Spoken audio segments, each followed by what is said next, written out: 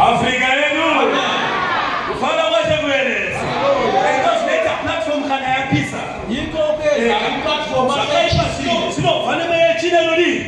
Iwe okubi kuyasunga noweyo.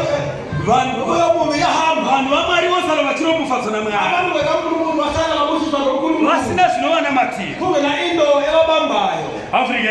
Amen. Tangatiri pane vanofa vachifira munashe. Lesise lapho kubantu abafa bafela kuKristu. Zvakazarwa vari kuti vakaropofadza. Usangulo ukuthi babusisile. Ndandine mubvunzo wekuti sei denga richiropofadza vakafa kudarika vapenyu. Hayi amazwi ane uNkulunkulu abusisa abafileyo ukudlula abaphilayo. Denga harisati rakunzwisisa Pauli wewe. Amazulu akakala kubusisa Unoziva kuti denga harisati rakunzwisisa. Uyazi kuti akazwisisi wena na. Takanamatana vamwe vaita sevanesimba. Satanda kana vanhu venza ngati Tichiti ava ndo vanotiisa kudenga. siti nayo yose Denga ranga risati ravanzwisisa. izulu Hatishinawo. Vakatoenda. Seraha. Saka denga richiramba kuropofadza mupenyu. Yiko Richiropofadza wafa. ukubusisa uphilayo. Nokuti rinoziva kuti imo siyakadzvara. Riyazi kuti lo sengishazere. Ready to get up morning. Avuke ngesikhathi uJesu ebuya. African. Amen. Hauna kumbonzwa here achangopedza kugadzwa. Awusanga uze naye ke kungotha. Ava ndo vavamufundisi ava. Kuthiwa lo nguye sekamfundisi lo. Mazuva maviri achitevera. Amalanga amabili alandela. Pototevera mukadzi ane mwana. Sokulandela umfazi nomntwana. Ava makadanana navo rinavo. Kolava utangana nawo sikhathini la. Ava ndo vatakaita changopedza kugadzwa ipo payapaya. Kuthiwa lava iwe akaenda saqeda ukufamba lapha. Satani wakamutatawo. Usatani wangibamba nje. Denga risati rakunzwisisa amene. So ugoni kuropofadzwa. Kana uchiri panyika. Mase mshaveni. Unogona kuchinja right now. Ungachinja nje. Mangwana tinokunzwa kuti wakubeauty. Kusaka sekuzwa. Denga rikuzivi. Ezulwini alinokuzisi. Iwe wakambotamba tsorere varume. Uke wadlala uthona. Ndakambeta urofa yani. Ngeke ngaba yilova nje. Tamba tsorere kusvika zara vile. Ilanga lishone sidlala. Chinjeke chaunofara nacho. Into oyichawaisa muloko. Nalesi Chichiri muground chinogona kungochiwa nabi wako. Kama eground singathanda nomngani wakho. Vhoko ratandwa namai mumuti. Ndo rinogona kunzi. Into ibanje nomama.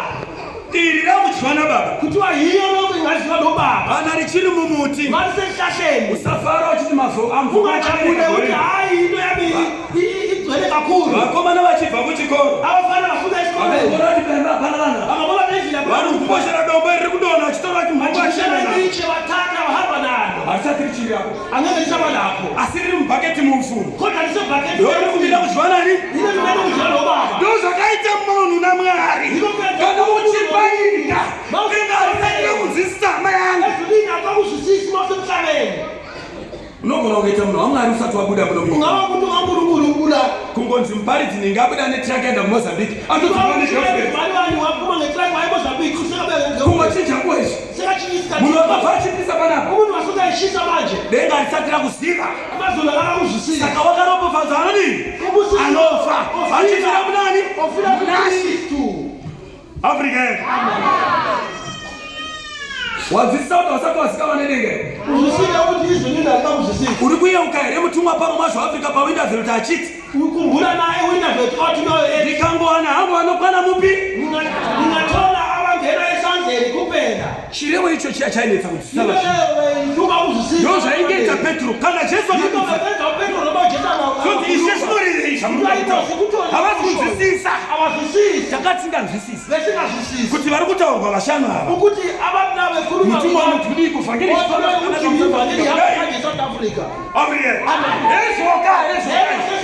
muchaona vana vangu tavakuona manje vataiti vanoti svitsi aiva vadzokera mashure vakaverenga geography nehistory ikavarasa havana kuropafadza varopafadza panguva yatotoromiri vasina basa ravo inguva yavo tine ropafadzi yajesu iri kutaura nhasi tati tiri kucelebrata kuti takaropafadza naMwari takaziviswa mashoko okudenga akatadza kuzivisa madhara wetu vakatadza kurondekana nehope avashanga wapomera mapupu shoko rataura mutumwa kodwa izvi ziri kuno hapana karota akumapupayo why denga riwasiya ilizwe alibasi.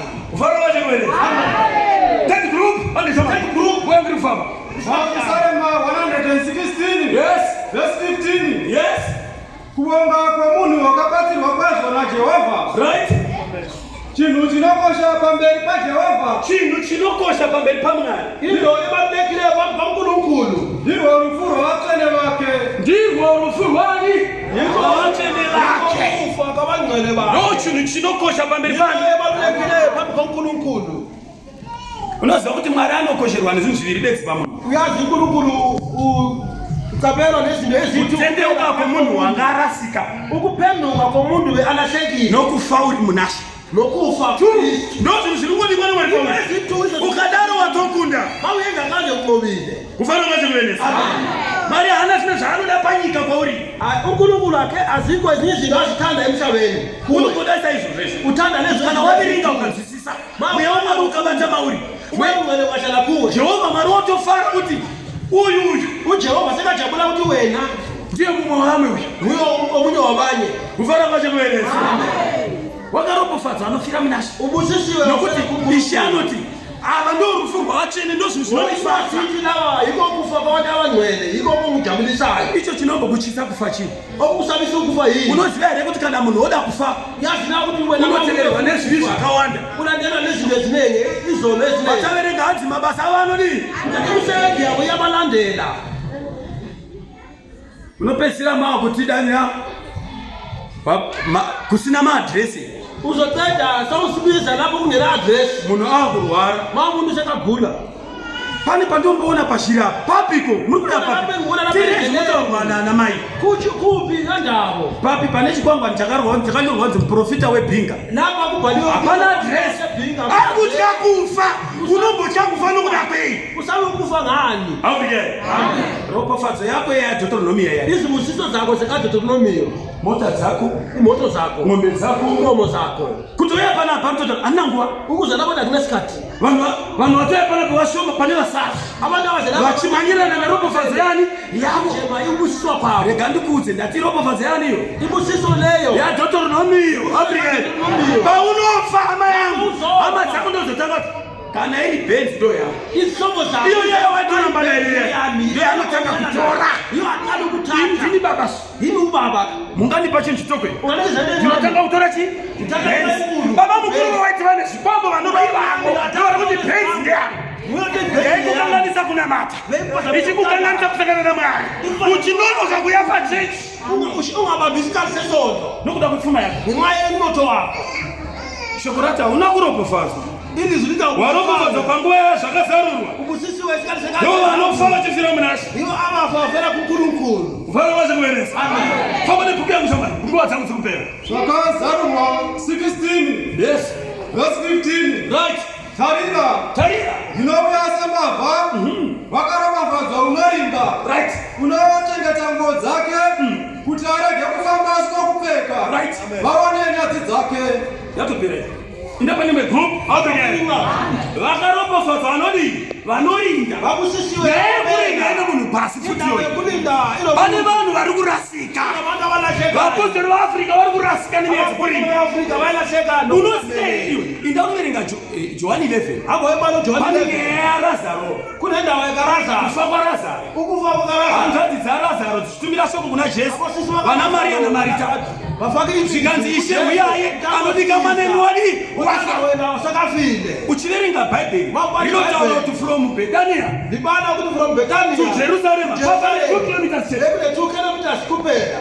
Saka totarira vakomana vakadzi vanoti Beka abantu abafundileyo. speed equals distance over time.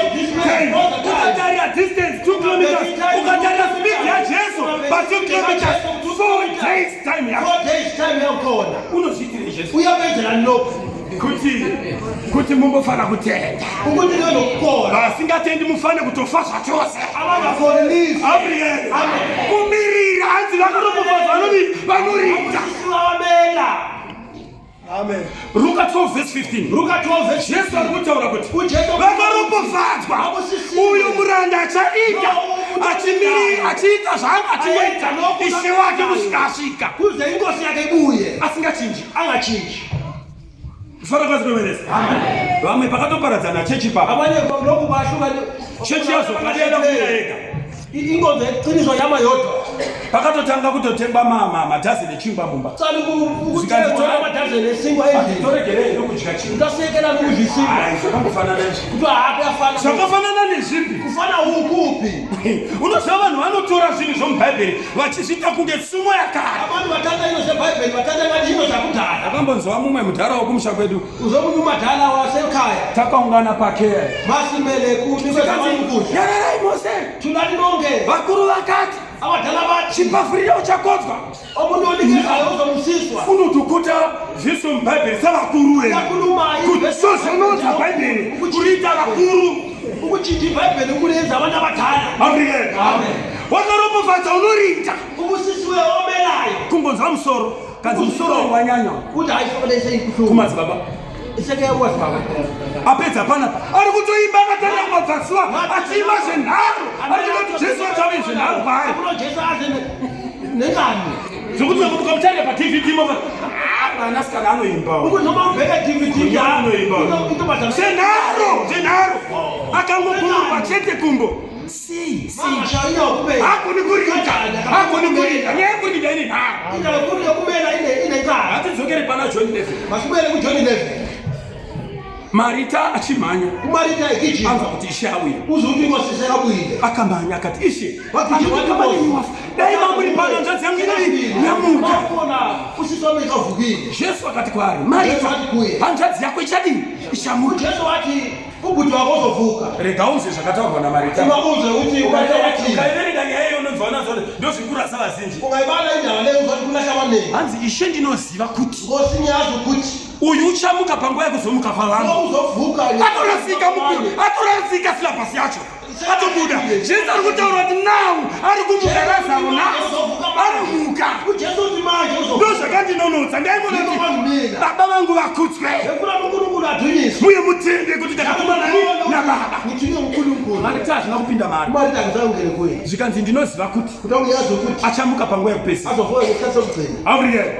Charasa vapostoli vaAfrica. Ukulahla Kuziva. ukwazi. Kusina kuziva futi. Ukwazi kungenalwazi phakathi. Unoziva kuti kudizva ndakutoda Ukwazi kuziva. ukuthini. Mukaona mutumwa asimuka kudai. Ungabona ukuthi lo Izvo zvoda kutongoti ndakanzi paHoward.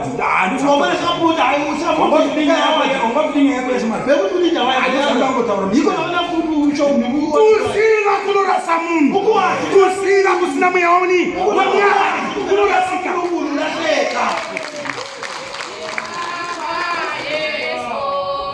Marita, hauzivi Jesu. Marita hawazi Jesu. Mparidzi, hamumuzivi Jesu.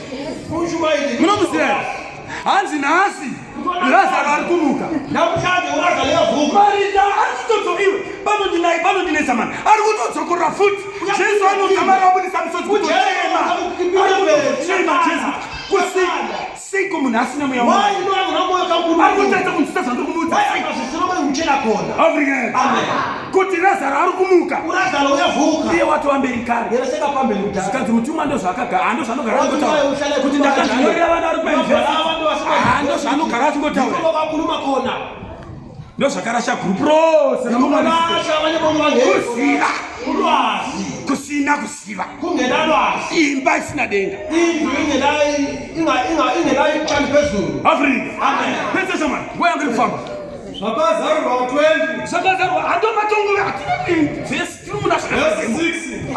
ani. Satani unosungwa. Vatendi vanobata ushe pamwe chete naKristu. Yes. Munhu unomugoveka kumuka kwakutanga wakaropafadzwa. Right. Mutsvene rufu rwechipiri harune simba pamusoro paivava. Watopera. Asi vachava vaprista vaMwari navaKristu. Chichinjabhuku. Afrika. Amen. Munhu unomugove. Chiverenga iyoyo kubva kwazogara pasi. Hanzi munhu ane mugove akaropofadza anomugove anomuka pekutanga. Umuntu obusisiwe umuntu ovuka eqaleni. Nyaya yekumuka kana wakaropofadzwa yeye. Indawo yokuvuka mawubusisiwe. Usazvinetsako kuda Ungahluphi. naye Ishe ini ndiriwe papa. Ungosi mina Usabvunze. ungabuzi. Kana uri kumakuwa kuyako Mause matuneni lapana. Ukangomuka. Mauvuka. Ukaona makwa ese Afrika. Unatona manya matuna Utongo sota hapa ndo panga. Uyazundi nabo ikukwamila. Ataza kuropa fata. Seni tulekile kusifwa. Kana ukamuka. Mauvuka. Uchingomuka mkua. Ukaona makwa sata ruka. Ukaona amfest. Ndakaroba fata parumuko rokutana. Nokuti mabasamba arikunditera. Usebenza yakulandela. Soma lepukusamba rokugaba. Vakazarwa 22 verse 14 Right? ruizirwa upenyu Ruizirwa upenyu. vanospido vanosukango dzavo vakaropafadzwa Ipapa ndo paninya. Famba shamari, famba. kuti vave nesimba rokuuya kumuti waupenyu Yes. vapinde napamaso eguta. Right? Africa. Amen. Kuti kwa zapera. Yantika kuti unatutaura zvakasuwa.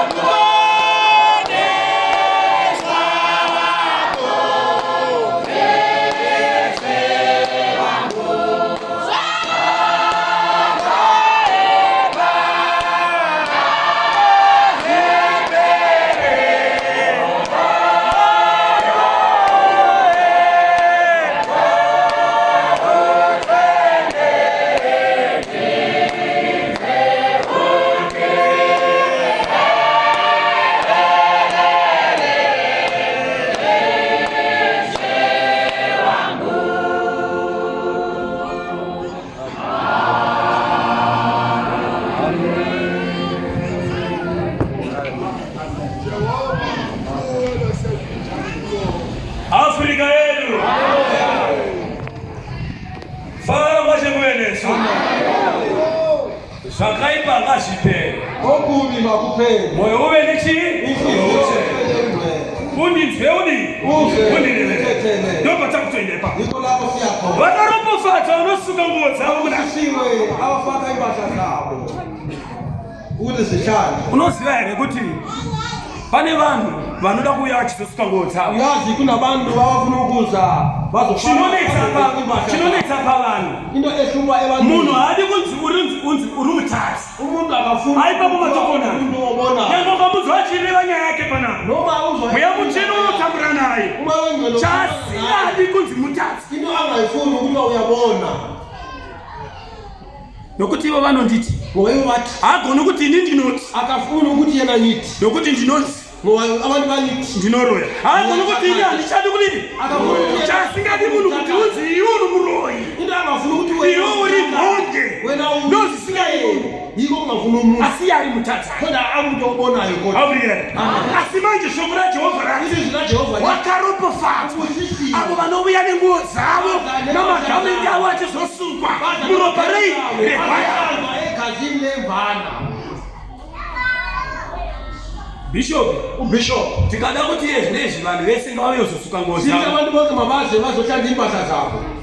Panouya rimwe gurupu tikavata pano tikaswera pano. Kuzobuya imigrupu Vanhu vachisuka nguo dzani. abantu bazoza nento zabo. Pane vamwe vanodzidzisa vanhu kusuka nguo dzavo. Bakhona abanye abayalisa abanye ukuza nezinto zabo. Asati atopedza kureurura. Angakaqedi nokuhlambulula. Batsire ipapo. Sikusize lapho khona lapho. Otobva munhu asina mwana. Sekafika umuntu angena uNkulunkulu. Auya kuzowacha nguo dzake hama yangu. Usiye ambowacha nguo dzake. Dzake muropa rekwaya.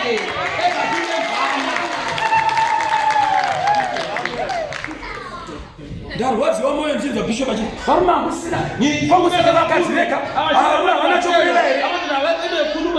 Ndikati isika yavanhu. Ngithi hayi Vanhu havadi kunzi vanzi vatadzi. abantu abafuna ukuthi bayabona. Vanda kunzi chimurega yataure. Chimurega. Yekela khulume. Saka watungamiri kuti itai moyo muchi. Nokuti kuti anatsosuka. Ukuthi akhona ukuhlambulula. Basi yamuchimubasi. Nabashiya Nokuti tauya kuzosuka nguo dzani. Ipo panapa tatotaura izvi. Tikati ngatitangei chiuyai musuke nguo dzenyu. Bishop munonzwa zvamusina kumbodzwa. Vanhu vakabvisa mimba kugaburaya vanhu. Achina kuzosuka nguo dzavo. Rega ndikudze shamwari. Hauna kutadza iwe. Wakatadza here. Wamukangano here Moses. Akauraya munhu akatofudzira muteto. Asi ndiye akatuma neshoko raMwari. Kune vakatadza nyasha dzinodii.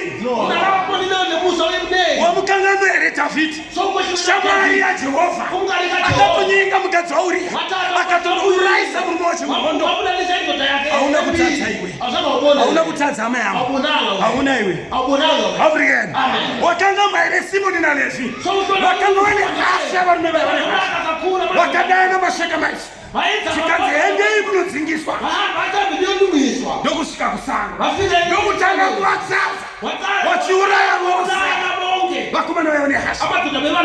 Hauna kutadza iwe. Shoko raJehovha rati. Hanzi muchapinda nepamasuo. Aiwa pamasuo mane apa. Ndopatinongodzira nezvapo. Kachitaura zvemasuo totaura mutowo. Dai wanga iviringa chienda mberi. Maizwa vana vaIsraeri vane 12 vane marudzi avo vaIsraeri ivavo ndo vanenge vakamira pamasuo. Haungopindi nepasuo raunoda noufeve hwake uhu. Unopinda nepasuo rakafanira. Remutuma 1 mutuma waJudha anenge aripo akaita upombwe nomuroora. Haungopindi nepasuo raJosefa iwe wakaita upombwe. Aiwa ukaenda paJosefa, Josefa anoti aiwa I'm a man of many colors. Ini tisu macelebrity acho. Hauyi pano enda kune vaipufeva newe. Wasika pana Juda. Ufika kujuda. Pamtumwa wa Juda. Kushtua za Juda. Ndauya pana. Nisinde nana. Joza, ndiwe. Kujua uwe. Ndakasinge ndabenda kumasa. Amba. Sasa kama shapani kashawe. Zimemshabeni. Pinda. Yena. Juda urimo. Juda uko. Ero para Yesu karegere. Neka nembo si uchetele. Posimeri selero. Baba singa tishi yake. Achinda kunukia. Siwa kasha. Amora kachena kwako. Nesa zangu hivi. Kukutoa tishi.